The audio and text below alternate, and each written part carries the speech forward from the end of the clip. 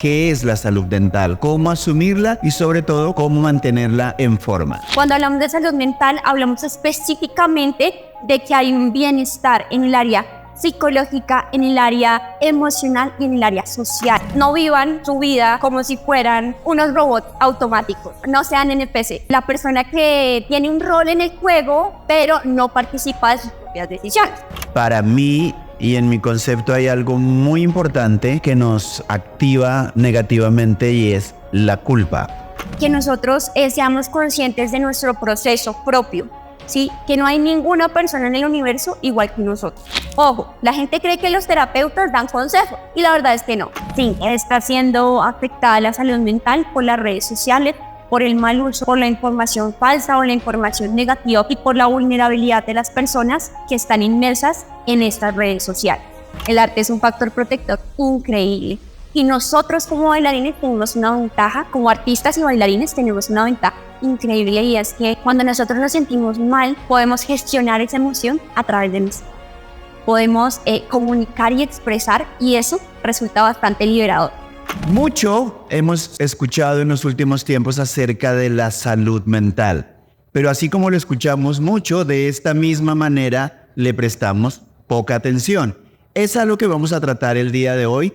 Esto tal vez merece más que un solo capítulo, pero hoy queremos tomar este tema, tratarlo y que ustedes se puedan informar un poco qué hacer con respecto a qué es la salud dental, cómo asumirla y sobre todo cómo mantenerla en forma. Hola personas, yo soy Richie Sánchez, esto es Vamos a Hablarte, un podcast hecho por artistas para artistas. Hoy tengo una gran invitada, es una persona muy especial, es bailarina, es psicóloga, ejerce su profesión porque muchos bailarines tienen una profesión pero no la ejercen. Ella ejerce las dos, el de bailarina y el de psicóloga. Ha sido parte de esta casa durante muchísimos años.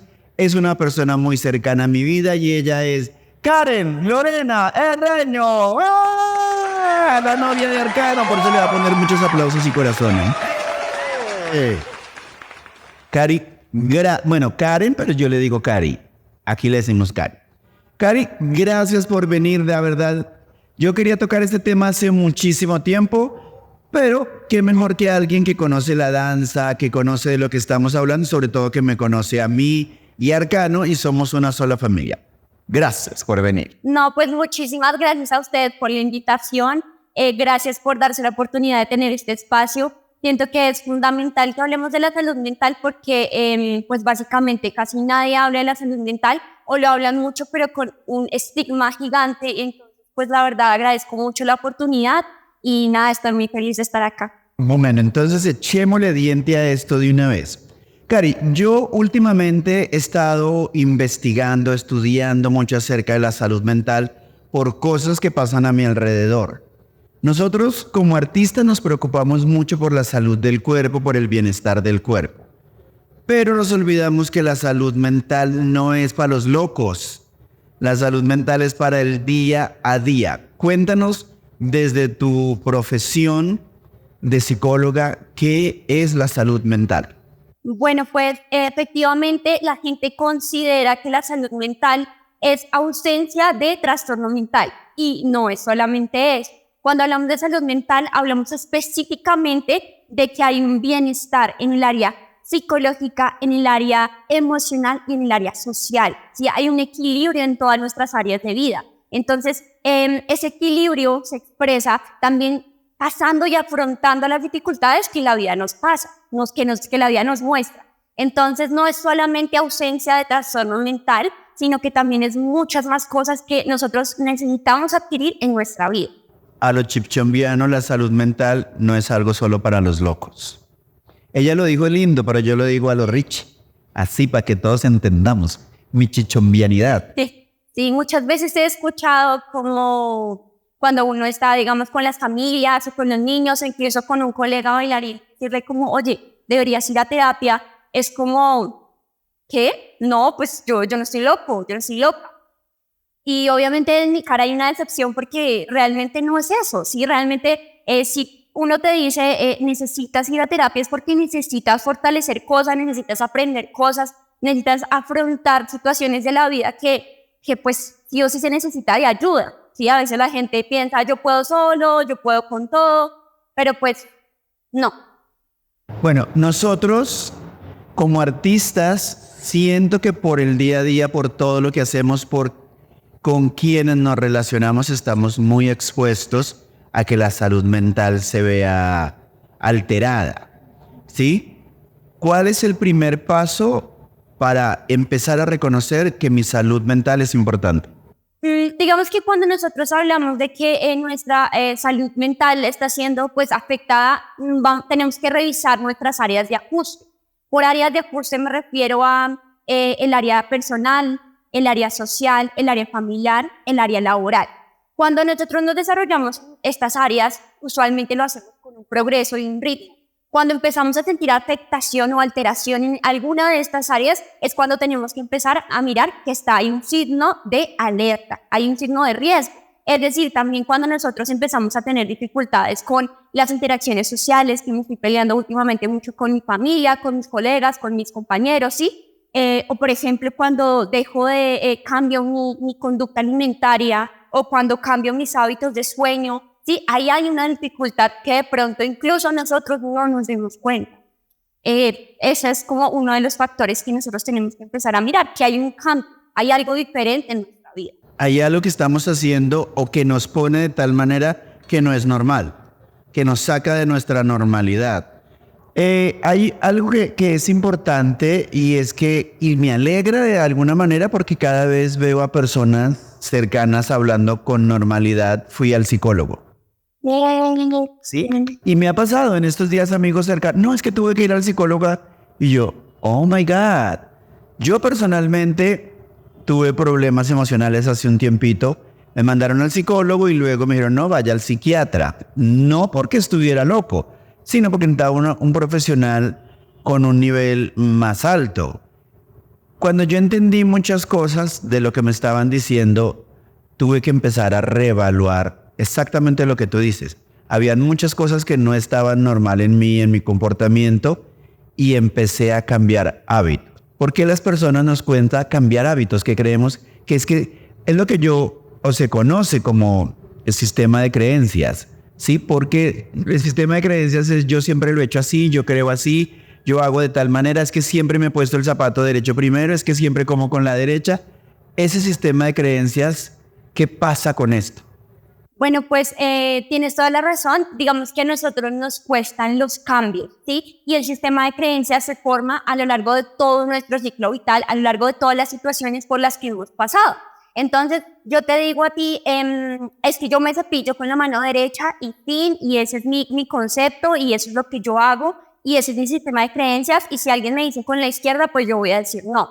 A esto nos referimos también a que es importante tener una apertura al cambio, ¿sí? A tener un poco más de flexibilización en nuestro pensamiento. Y más nosotros como artistas. Nosotros como artistas tenemos que ser creativos, tenemos que explorar nuevos movimientos, tenemos que reconocer nuestro cuerpo y saber que, bueno, yo ya hice una onda con esta mano, ¿qué pasa si la hago fragmentada, sí?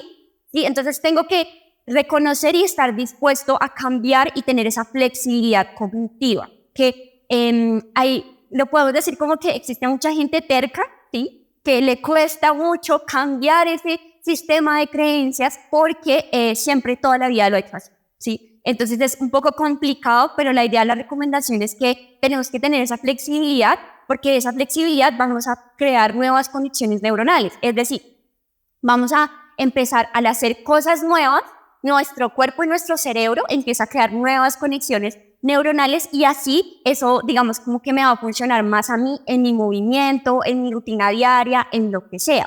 Y pues también es importante que tengamos en cuenta que los hábitos, cambiar un hábito es difícil, primero. Segundo, adquirir un nuevo hábito también es difícil, ¿sí? Un hábito no es simplemente que yo hoy me cepille con la izquierda y mañana, y fin, ¿sí? Sino que es de constancia, es de motivación, de dedicación, ¿sí? No es como que yo voy a tener el hábito de hacer ejercicio, entrenar antes de ir a bailar, ¿sí? Bueno, ¿cuánto duras? ¿Una semana? ¿Sí? No, es un hábito que se va a ir adquiriendo en tu vida a medida que lo vas haciendo. Entonces, es más que todo eso. Cuando relacionamos, así como acabas de hacer, un sistema de creencias digamos, en cuanto a los artistas, es que siempre he hecho esto primero, siempre estiro con esta, siempre estiro con la otra. Eso nos lleva a una rutina mental, ¿verdad? Y lo que tú dices es un hábito que debemos adquirir. ¿Cuál es ese consejo clave para que yo pueda sacar de mi mente eso a lo que me ha aferrado toda la vida? Porque me lo enseñó mi mamá, porque me lo enseñó mi papá, porque así lo hemos hecho en mi familia, porque vemos que dice, no, yo soy católico porque mi familia ha sido católica y tal vez nunca han ido a una iglesia, o yo soy cristiano, o en mi familia todos somos abogados y ahora este me salió artista. Todo eso, ¿cuál es ese primer paso que yo debo dar para entrar en mi mente de que puedo cambiar? Y que lo veamos como los cambios para positivo, ¿no?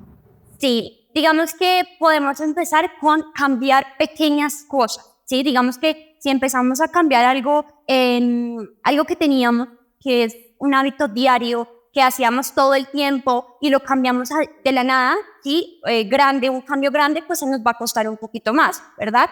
En cambio, si empezamos por pequeñas cosas, ¿sí? Entonces, no sé, también a partir de la exploración, tú decías, yo llego al salón, yo siempre he estirado de arriba hacia abajo. Mi calentamiento siempre ha sido de arriba hacia abajo. Bueno, ¿qué pasa si el día de hoy voy a empezar de abajo hacia arriba? ¿Sí? Esos pequeños cambios, esas pequeñas acciones, a medida del tiempo, me van permitiendo flexibilizar mi pensamiento, ¿sí? Me van a permitir tener una apertura a nuevas experiencias. Es importante también que tengamos eso, que yo pues intente no siempre hacer lo mismo. Algo que yo le digo a los niños mucho es que eso que tú estás mencionando, de que es que yo siempre me he levantado, abro los ojos, voy al baño, me ducho, no vivan su vida como si fueran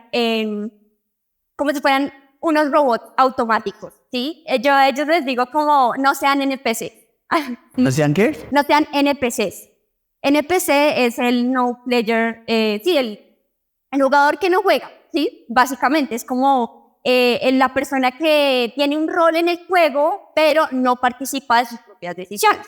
Entonces es vivir automático, ¿sí? Entonces yo siempre hago esto y a la final se vuelven, pues, mecánico, ¿sí? O sea, tanto así que tú tomas y llegas, por ejemplo, hoy te bañas y no eres consciente de que el agua está pasando por tu cuerpo, no eres consciente de qué se siente esa agua. Igual pasa con la comida, ¿no? Cuando nosotros comemos, sabemos que es algo automático y ya. ¿Qué pasa si yo el día de hoy digo, voy a comer sin distracción, voy a comer siendo consciente de ese momento, ¿sí? Y dejo mi vida en automático, la dejo y empiezo a ir por caminos nuevos que me permitan explorar y crecer un poco más. Es como poner lo más importante que es nuestra vida diaria en automático para poder hacer otras cosas. No, lo contrario. O sea, dejar de vivir las pequeñas cosas en automático y empezar a activar tu piloto, ¿sí? Tu piloto que tú lo ejerzas. Entonces, esas pequeñas cosas que tú, por ejemplo, tú tienes una rutina de abrir acá la academia, ¿sí? La escuela. Escuela, gracias. Entonces, de abrir aquí la escuela, si tienes una rutina, yo llego, saco una llave, ya lo tengo al tiro, pero ¿qué pasa si realmente digo, saco la llave, la observo, abrí, ¿qué se siente cuando? ¿Cómo yo sé que ya abrí la puerta? ¿Suena algo, se siente algo, sí? Es dejar nuestra vida en automático y ser un poco más conscientes de las cosas que parecieran no importar, ¿sí? También prestarle atención a esas pequeñas cosas, que al final esas pequeñas cosas van sumando y nos permiten tener un poco más de alegría en nuestra vida, ¿sí? Porque a veces nosotros le prestamos más atención a las cosas negativas de nuestro día, ¿sí? Por ejemplo, no, es que me fue mal en esto, en lo otro, pero no estoy sintiendo realmente qué fue lo que pasó con mi cuerpo, qué fue lo que pasó con el momento exacto en el que yo la embarré, ¿sí? Ahí hablamos de una conciencia corporal en los bailarines.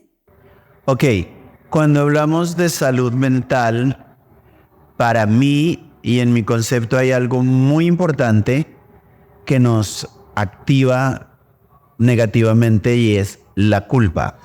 ¿Cómo ver la culpa para tener una mejor salud mental? Realmente la culpa hace parte de algo que se llama distorsiones cognitivas. Las distorsiones cognitivas son una alteración de la realidad que nosotros tenemos en nuestra mente. ¿sí? Es una alteración, una exageración, una alteración o una exageración en nuestra realidad y que nosotros lo podemos maximizar. Entonces, por ejemplo, hoy llegué tarde. Entonces yo digo, no, hoy llegué tarde, entonces me van a echar, entonces terrible. Ahí hablamos de maximizar, ¿sí? Agrando todo. Agrando todo. Esa es una de las distorsiones cognitivas que nosotros tenemos. Distorsiones cognitivas. Distorsiones. Vayamos tomando nota porque al final vamos a hacer un resumen para ustedes. Distorsiones cognitivas. Otra de las cosas, abstracción selectiva, que es lo que yo les decía. Abstracción selectiva es que solamente le presto atención a unas cosas. Entonces, en la clase de jazz, yo tuve el pase genial, increíble. Yo tuve el giro, las piruetas las tuve divinas, ¿sí? Pero cuando fui a trabajo de piso, la embarré, ¿sí? ¿En qué me centro yo? En el trabajo de piso, en lo que hice mal. Entonces, la abstracción selectiva es como si tú tuvieras un filtro, ¿sí? Un filtro y solamente ves el lado negativo. ¿Sí? Entonces, pero me felicitaron por mis giros. No, eso no me importó. Me importó que hice mal lo del piso. Y me regañaron.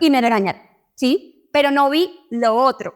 Otra de las distorsiones cognitivas que nosotros tenemos es la culpa, ¿sí? Que es centrarnos también en el pasado. Y de eso también hablamos de la rumiación, ¿sí? De la rumia. No, yo por qué no hice esto, no, yo por qué tal cosa, no, yo tuve la culpa. Cuando terminamos una relación, usualmente tenemos esa creencia. No, es que fue mi culpa, no, es que debí haber dado más de mí, no, es que le debí haber prestado más atención a mi pareja, no, ¿sí? Y a la final, pues es una distorsión cognitiva porque estás ampliando. Es importante que nosotros diferenciemos la realidad de nuestra distorsión cognitiva, ¿sí? Y eso también, ¿cómo lo podemos hacer? Adina, ¿cómo? Yo no sé. ¿Cómo crees que lo podemos hacer? Yo siento que tenemos siempre que ver las cosas real, en su tamaño real y las acciones como están sucediendo. Pero si yo tengo un filtro aquí en mi cabeza, ¿cómo puedo cambiarlo? Quitando el filtro. ¿Y cómo quito el filtro? Con menos taras mentales.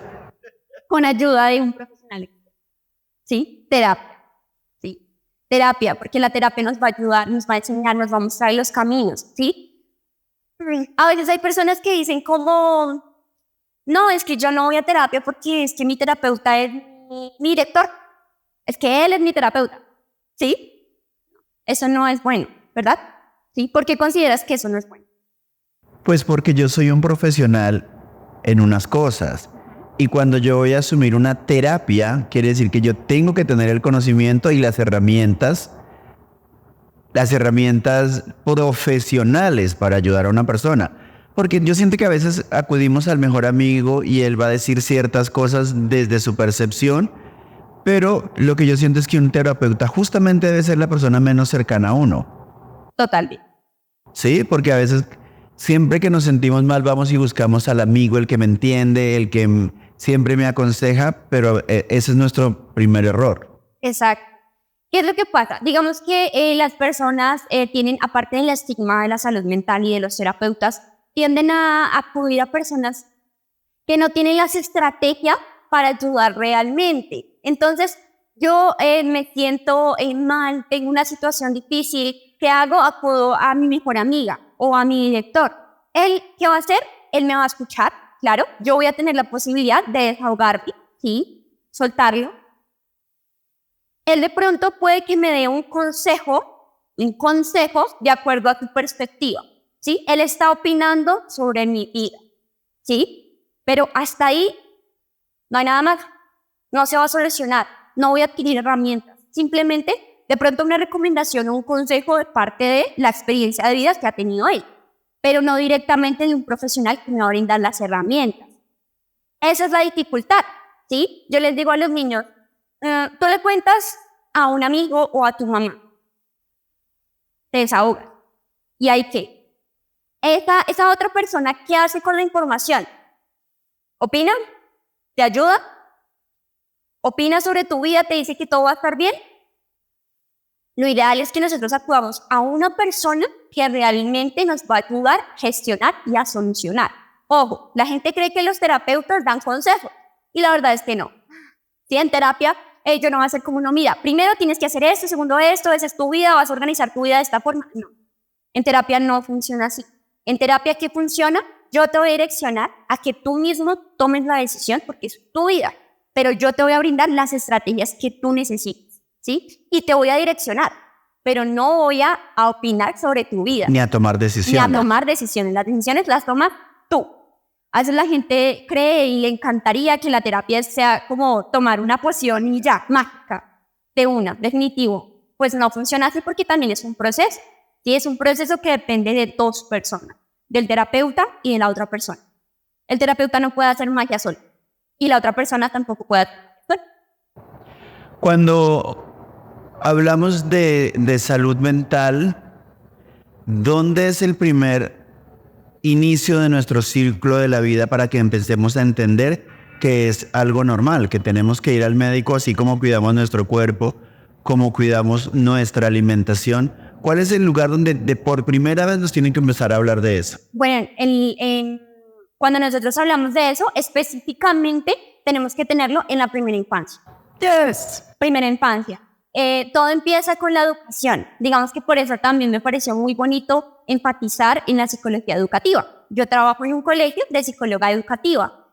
Todo empieza desde la prevención y promoción, enseñándoles a los niños, ¿sí? Enseñándoles que es normal. Y también ha sido una dificultad porque es quitar esa creencia de pensamientos que tienen arraigados de los papás, ¿sí? Que ellos empiecen a tener ese criterio para de verdad decir, no, es que esta es la realidad y esto es lo que está sucediendo, y separarse también de los pensamientos de los papás. Eso cuesta un poco, sin embargo, con el direccionamiento correcto, pues desde la primera infancia es fundamental que ellos tengan ese conocimiento. Por eso es que hoy en día se hacen muchas campañas dirigidas a los niños, niñas y adolescentes de la salud mental y cómo trabajar en ella y fortalecerla desde las diferentes instituciones.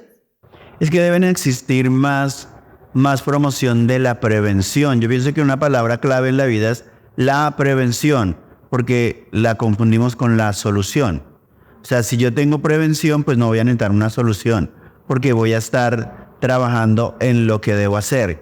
En el medio de la danza, que es a lo que está dirigido, o de los artistas a los que nos dirigimos a través de este podcast, nos afectan muchas cosas, ¿sí? Nos puede afectar que veo a la del lado que tiene ropa nueva, puedo ver a la otra que es más flaca, que expresa mejor, que se ríe mejor, el otro es más alto, el otro sí se ve musculoso. Son una cantidad de informaciones que, como estamos frente a un espejo, lo volvemos un 8. ¿Qué hacer frente a esto?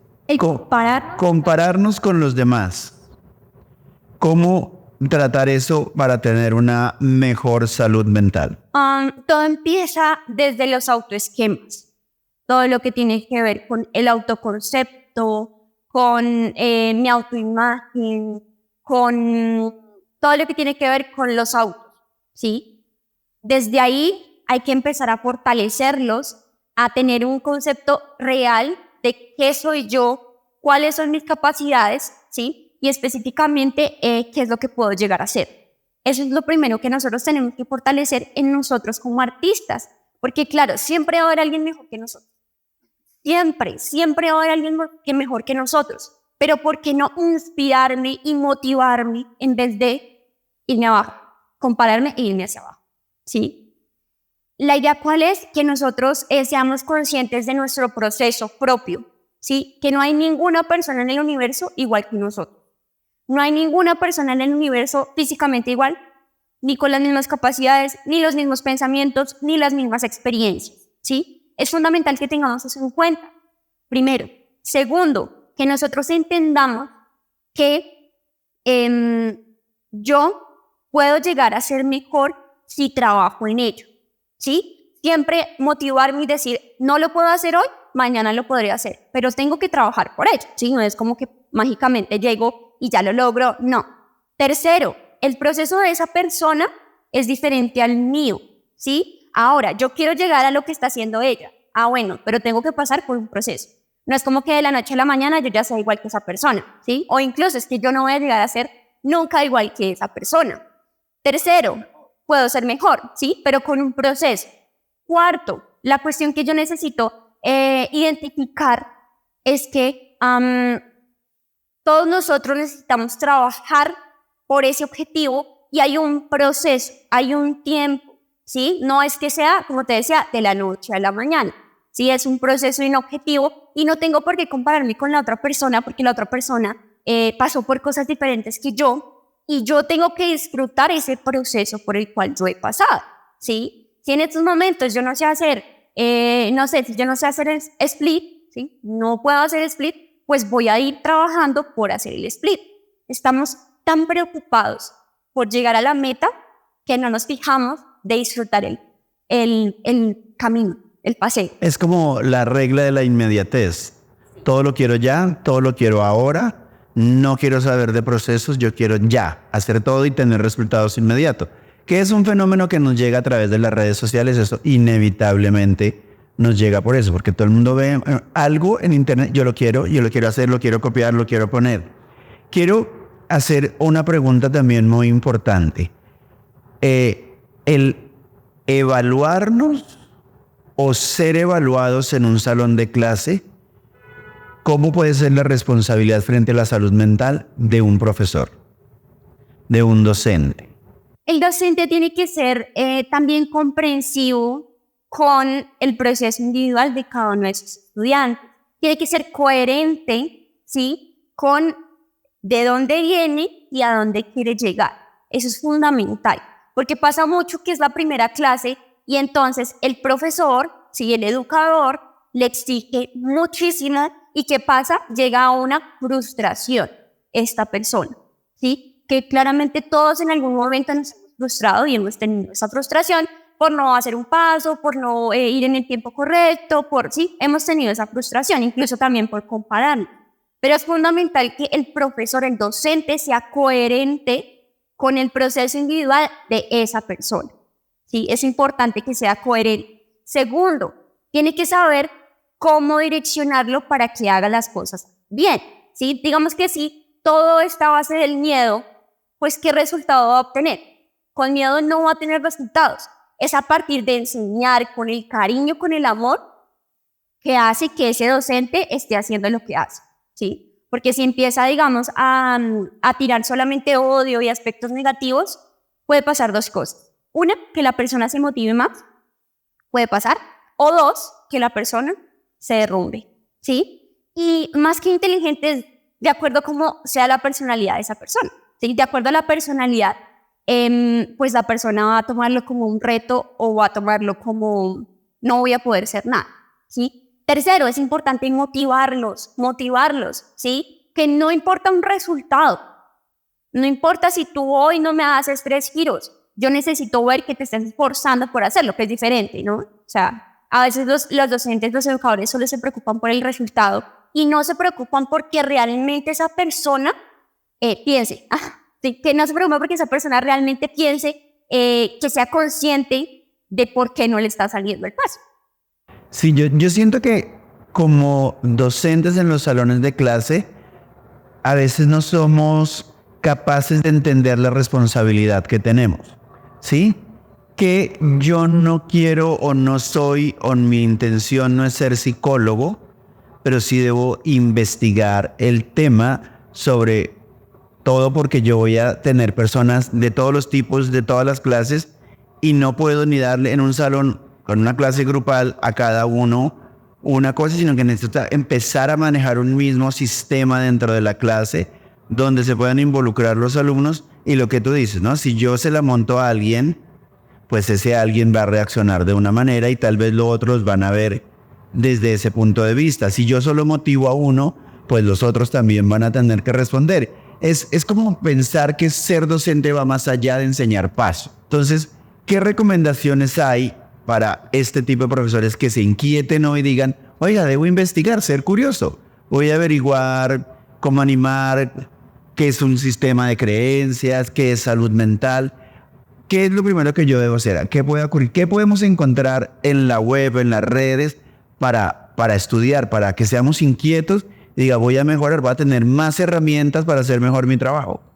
Bueno, pues tener en conocimiento cada una de las dificultades por las cuales puede llegar a pasar un bailarín. Ustedes como docentes también pasaron por ahí, vivieron esas situaciones, entonces ser conscientes de qué podría pasar con el bailarín si se frustra. ¿Qué podría pasar con el bailarín si en un escenario tiene pánico escénico? ¿Qué podría pasar con el bailarín si se lesiona y dura 4 meses sin poder bailar?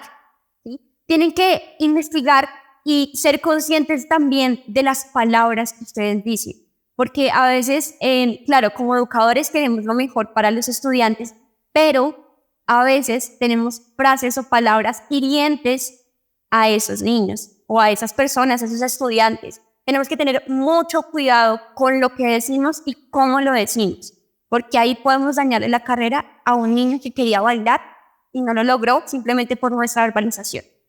Por un mal momento que le marcó. Por un mal momento, sí. Entonces también tener cuidado con todo lo que tiene que ver con el estado físico, ¿sí? Si yo le digo a mi niño, imagínate, si yo le digo es que estás gordo, ¿sí? Eso se le va a quedar en la cabeza al niño y no sabemos cómo reacciona, ¿sí? Es que eres chueco, es que eres chueca, es que todo ese tipo de palabras, aunque uno diga, es que es mi verbalización, es que es la forma en la que yo lo digo, no sabemos cómo el otro puede llegar a reaccionar y no sabemos qué traumas le podemos generar al niño o al estudiante. Entonces, ser muy específicos con nuestro vocabulario. No es que seas sueco, no es que seas sueca, es que no estás haciendo la diagonal bien. Eso es diferente a decirle, no sirves. No, es que no sirvas. Es que tú te equivocas, te has equivocado 50 veces en este paso. Es diferente, ¿sí? Y ahí también hablamos del inicio de las distorsiones cognitivas, porque también pasa mucho, que es lo que yo he escuchado a lo largo del tiempo de mi desarrollo. Tener mucho cuidado con eso. Bien, salud mental son muchas cosas. ¿Qué tanto nos afecta nuestra alimentación diaria, nuestra salud mental? Porque eso está estrictamente relacionado, ¿verdad? ¿O estoy mal? Sí, como yo les mencionaba, la salud mental abarca muchos aspectos y en ese sentido estamos hablando del área personal. En el área personal tenemos que mirar hábitos alimenticios, hábitos de sueño, tenemos que mirar cómo me desenvuelvo también con los otros, cómo reacciono ante la frustración, cómo reacciono ante el estrés, ¿sí? Entonces, todo eso afecta, claro que sí, a la persona. Y en cuanto a los hábitos alimenticios, es una dificultad que ahorita se está presentando mucho con los niños, niñas y adolescentes. ¿Por qué? Gracias a las redes sociales. Lamentablemente, las redes sociales han creado como un estándar de un cuerpo sano que no es sano, ¿sí? Nosotros no somos quienes decidimos qué o cuál es un cuerpo sano. Nosotros no tenemos por qué comentar el cuerpo del otro, ¿sí? Ahora, ¿quién se encarga? Un nutricionista. Y ahora, como bailarines, es importante que nosotros contemos con un proceso, con un nutricionista, ¿sí? Si yo le digo, listo, es que yo necesito bajar de peso, porque digamos que no puedo realizar ciertos pasos si es necesario. Hablo con quién, con mi nutricionista, que es el encargado de pronto hacer un plan de dieta saludable para cumplir con ese objetivo. Pero yo sola, sin la herramienta, sin la ayuda de alguien, empiezo a investigar por internet, empiezo a buscar cosas que no son, pues aquí tenemos un trastorno de la conducta alimentaria, ¿sí? Entonces, ¿es una dificultad? Claro que sí, precisamente por el acceso a la información que tienen hoy en día los jóvenes. Pero también ese acceso puede servir para conseguir profesionales que de verdad nos vayan a ayudar. Sí, yo siento que a veces no le damos el uso a las redes sociales, o bueno, no a las redes sociales. Aunque en las redes sociales encontramos cuentas positivas, cuentas que ayudan, cuentas que inducen, pero yo siento que estamos viviendo en un proceso en que los jóvenes ven las redes sociales para compararse. Sí, como para tomar como punto de partida en lo que quiero ser a alguien que seguramente le puso 3 filtros a su foto y se ve espectacular, pero cuando está en la casa así, ¿sí? La comparación es algo súper dañino y ya estabas hablando de ello. Las redes sociales nos llegan y nos bombardean todo el tiempo. Todo el tiempo es una constante que tenemos, que querámoslo o no, nos consume mucho tiempo. La salud mental está siendo afectada por tanto tiempo en las redes sociales. Sí, está siendo afectada la salud mental por las redes sociales, por el mal uso de estas redes sociales, por la información falsa o la información negativa que podamos encontrar en estas redes sociales. y por la vulnerabilidad de las personas que están inmersas en estas redes sociales. Por esto me refiero a niños, niñas y adolescentes, ¿sí? Entonces sí está siendo afectada porque está haciendo un cambio en nuestros autoesquemas, ¿sí? Entonces el hecho de que yo tenga las fotos, el hecho de que yo tenga la red social ahí, hace que yo me vea a mí diferente de lo que yo soy. Aquí empezamos a crear una dismorfia corporal, ¿sí? No es real lo que yo estoy viendo de mí misma por ver tanta gente irreal. Espérate, repite eso. Que eso estuvo muy bueno para poner en una historia que yo voy a hacer. No sé qué dije, Andrea. Que hoy en día las redes sociales están siendo algo demasiado delicado y están afectando la salud mental de nuestros niños, niñas y adolescentes porque están creando una dismorfia corporal. ¿Qué es eso? Es que no concuerda lo que yo soy, mi físico, con lo que yo pienso que soy, de tanto ver gente irreal, ¿sí? De tanto filtro que hay. La gente irreal. Cari, en la vida siempre nos escuchamos y sobre todo cuando vamos al médico vemos carteles que siempre hablan de los factores de riesgo por el colesterol, factores de riesgo por el sobrepeso, factores de riesgo por la guachu. En la salud mental y en la psicología también obviamente hay factores de riesgo que nos perjudican nuestra salud mental. Háblanos de esto. Claro que sí. Entonces, voy a explicar primero qué es un factor de riesgo, cómo lo podemos identificar. Un factor de riesgo es ese factor que hace más probable que nosotros adquiramos cierta conducta negativa para nuestra salud y para nuestro bienestar.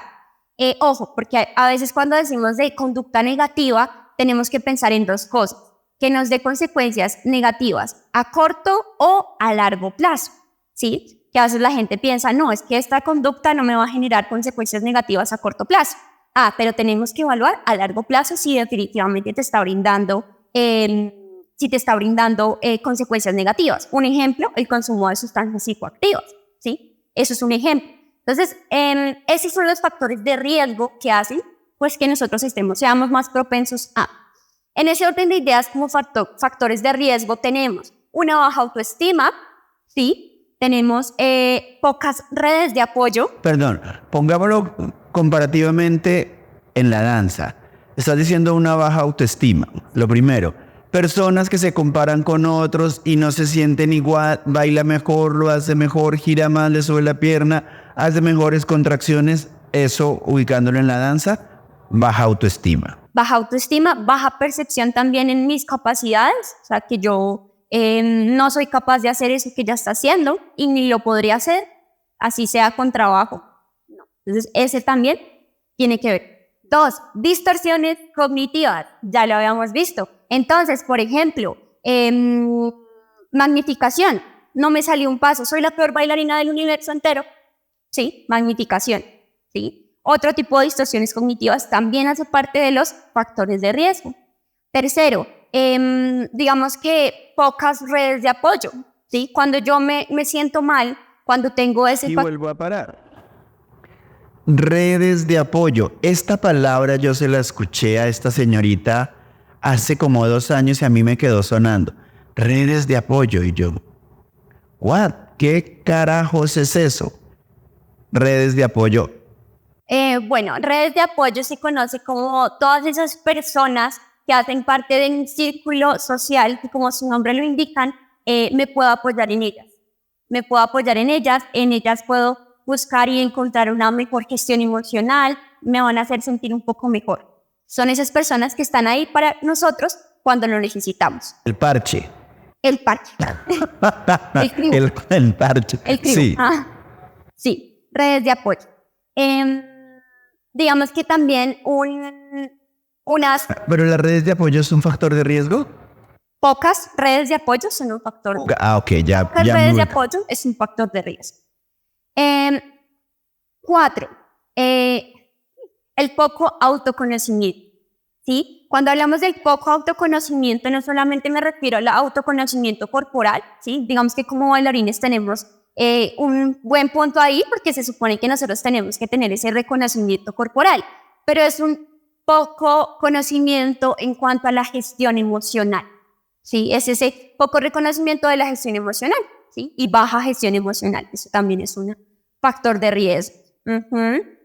Otro factor de riesgo es que de pronto estemos en un ambiente de violencia, ¿sí? Cuando hablamos de un ambiente de violencia puede ser en la familia, en el trabajo, incluso en el baile, en la academia, en la escuela en la que yo esté.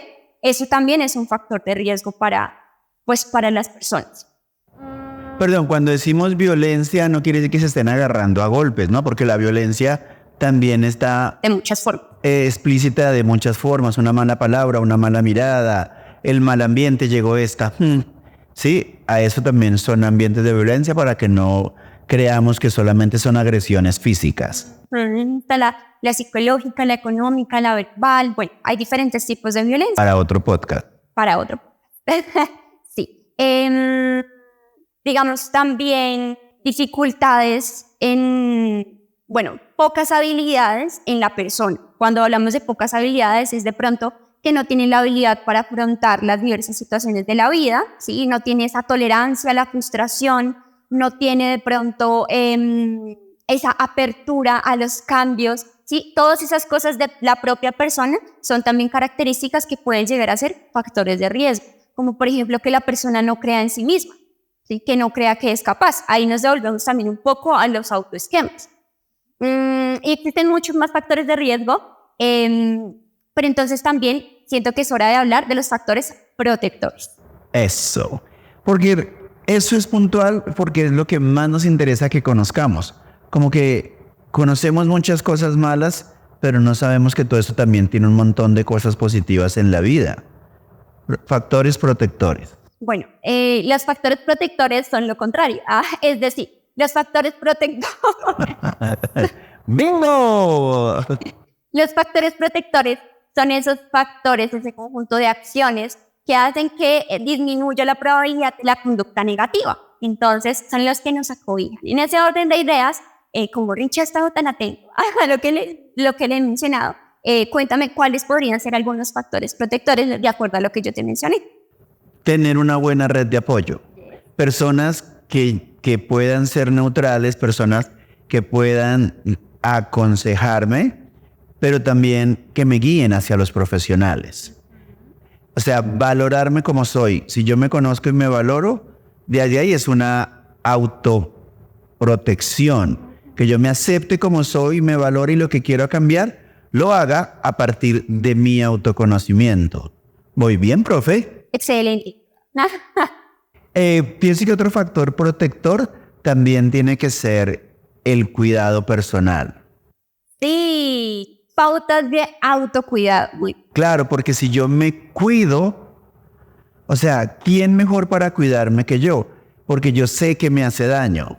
No es que soy alérgico al chocolate. Obvio no me voy a comer un chocolate. ¿Sí? Si yo me autocuido, si yo sé cuáles son mis necesidades frente a una clase, si yo sé que tengo un problema, por ejemplo, de escoliosis. En la clase hicieron una flexión lateral. Yo tengo que saber qué puedo hacer y qué no puedo hacer. Si yo me autoconozco, digo, bueno, tengo problemas de tono muscular bajo. Entonces yo sé que tengo que asumir una carga extra de entrenamiento con bandas, con pesas, con tono, lo que sea, ¿sí? Si yo me conozco y sé cuáles son mis capacidades, yo pienso que ese es importantísimo, un factor protector. Sí. Soy muy listo. Sí, efectivamente, sí. Básicamente, fuera del chiste, los factores protectores son los contrarios a los factores de riesgo. Digamos que en los niños, niñas y adolescentes es importante crear un ambiente externo que les permita generar diferentes acciones que no sean, digamos, estar en la calle, pasar mucho tiempo en las redes sociales, digamos, de pronto tener malas amistades, ¿sí? Influencias, ¿sí? Entonces, ese factor protector se puede tener como una actividad externa que es el arte. El arte es un factor protector increíble. Y nosotros como bailarines tenemos una ventaja, como artistas y bailarines tenemos una ventaja increíble, y es que cuando nosotros nos sentimos mal, podemos gestionar esa emoción a través de nuestro arte. Podemos comunicar y expresar, y eso resulta bastante liberador. Yo siempre he dicho, y no sé si lo recuerdes, que con el tiempo lo vengo repitiendo, a veces un día sí, al año no. Para mí es claro que un artista en formación es un delincuente menos en acción. Anoten, háganlo historias, graben este pedacito. Un artista en formación es un delincuente menos en acción. Y es verdad, entonces digamos que a los padres se les recomienda que permitan que sus hijos se desenvuelvan en otros entornos fuera del entorno escolar y familiar, porque eso hace que pase por diversas situaciones que ayuden a fortalecer sus propias habilidades. ¿Sí? Por ejemplo, en la danza la creatividad se fortalece muchísimo, la toma de decisiones se fortalece, las habilidades sociales. Ustedes quieren preguntarle a Rich, ¿cómo era yo cuando llegué acá a este espacio? Bueno, siento que era de las niñas más tímidas, ¿sí? De la niña que además que era tan chiquita que venía en su colegio con su faldita de cuadros y su uniforme. Realmente había mucha timidez. Yo nunca me imaginé, primero, que fuera a llegar a ser profesora, que fuera a llegar a ser coreógrafa, que llegara a actuar como lo ha hecho en todas las obras que hacemos dentro de mi trabajo con la compañía de la escuela. O sea, es como la danza te cambia y te da seguridad. Sí, pienso que es algo que nosotros como docentes debemos crear en las personas, si es que la danza te proporcione seguridad, que es un lugar seguro, es un lugar donde voy a estar protegido. Entonces tenemos que echarle mano a los factores protectores. Lo que yo siempre le decía a mis compañeros y compañeras bailarines es que si ustedes están bailando es por algo. Si ustedes encuentran en la danza un escape, es por algo. Y la idea es que no permitan que esa danza se convierta en lo contrario. No permitan que la danza se convierta en algo negativo. No permitan que la danza sea el responsable de sus preocupaciones y sus malestares, sino que por el contrario, si yo estoy bailando es porque quiero y porque así sea mala, algún día podré ser buena.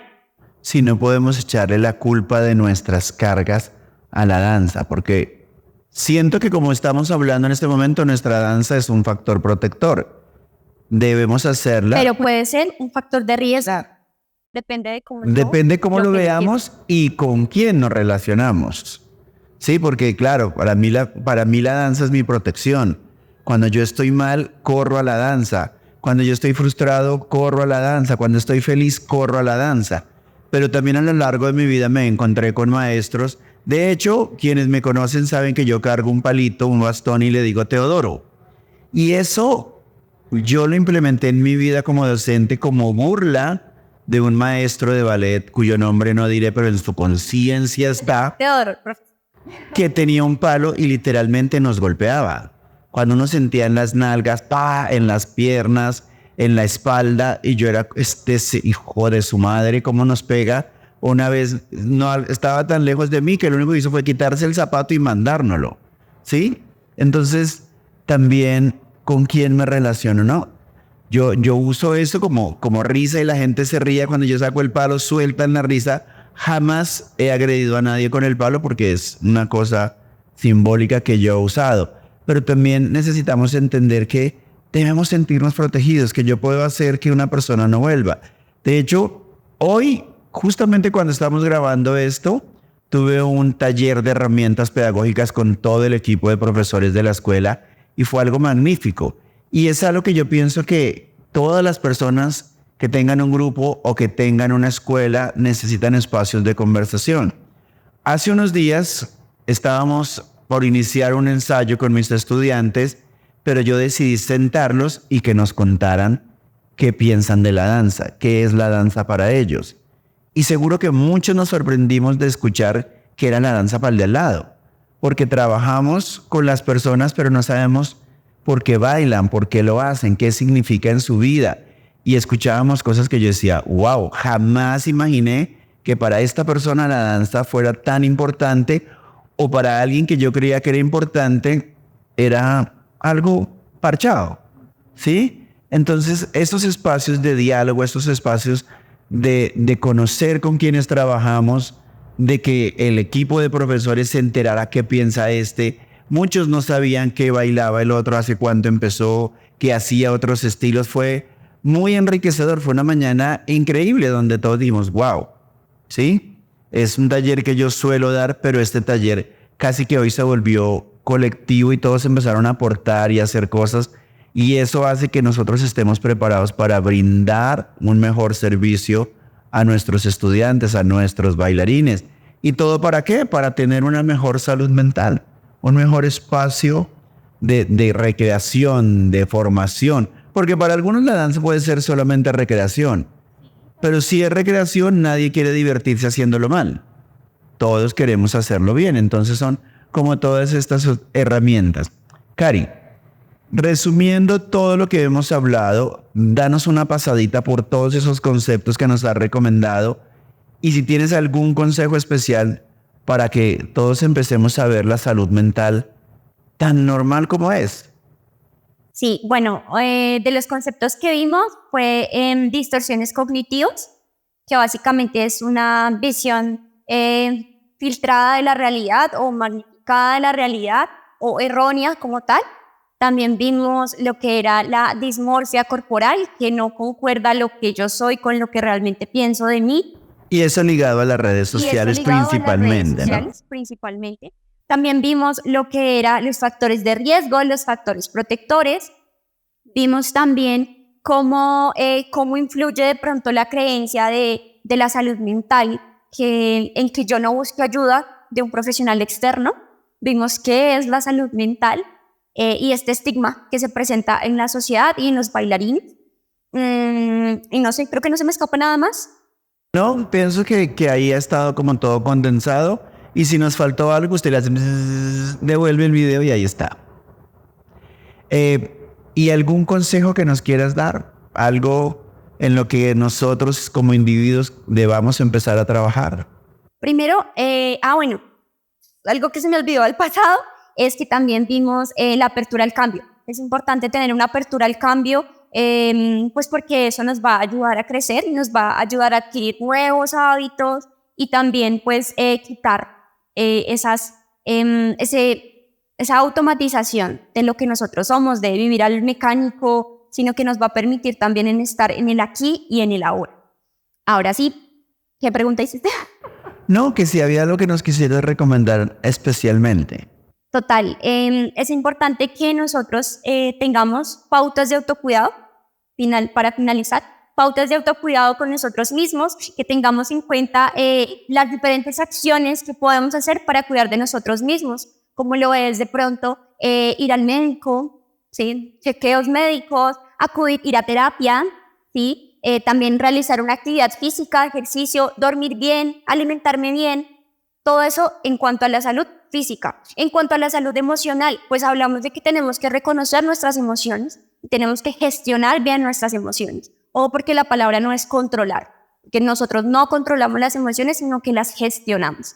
Entonces, como bailarines tenemos la herramienta del conocimiento corporal, asimismo podemos generar un estudio en nosotros mismos de cómo reaccionamos ante las diferentes emociones para luego tener la facilidad de gestionarlas, ¿sí? Otra de las cosas que es importante es en cuanto a la salud mental y la salud, bueno, de la salud mental deriva la salud social, ¿sí? El cuidado social que nosotros tenemos, el de pronto realizar actividades que a mí me gustan hacer, ¿sí? De pronto salir a caminar, comerme un helado, tener recompensas conmigo mismo cuando yo hago las cosas bien, felicitarme, tener frases de apoyo también para mí mismo, tener el discurso de apoyo para mí mismo, que nosotros casi no lo tenemos, sino con los demás. En cambio, con nosotros mismos sí tenemos un discurso totalmente negativo, ¿verdad? Entonces, todas estas pautas de autocuidado van a hacer que nuestra salud mental pues vaya creciendo y lo más fundamental, lo más importante es que vayan a terapia. Esa es la clave. Y yo te lo digo a ustedes desde mi experiencia, ir a un profesional es lo más saludable. ¿Por qué? Y lo voy a decir en este momento, y es que a veces acudimos al mejor amigo, a la mejor amiga. Yo acudo a Cari para decirle, no, es que Arcano me hizo, y ella me va a dar un consejo desde su percepción de él. Y entonces va a venir parcializada, porque pueda que a ella le caiga mal, o pueda que le caiga también que no sea objetiva. Por eso existen los profesionales imparciales que nos van a aconsejar desde la realidad que nosotros les vamos a contar. porque muchas veces nos frustramos. Yo acudo a mi mejor amigo y le cuento algo y resulta que fue y abrió la boca y le contó al que no debía y entonces empieza la rabia, empieza la frustración y ya no hay salud mental. Se me hizo un caos por algo que quise que fuera bueno o que la persona me dijo y lo hizo en buena voluntad de hablar por allá o contar o querer pensar otra opinión. Eso nos afecta.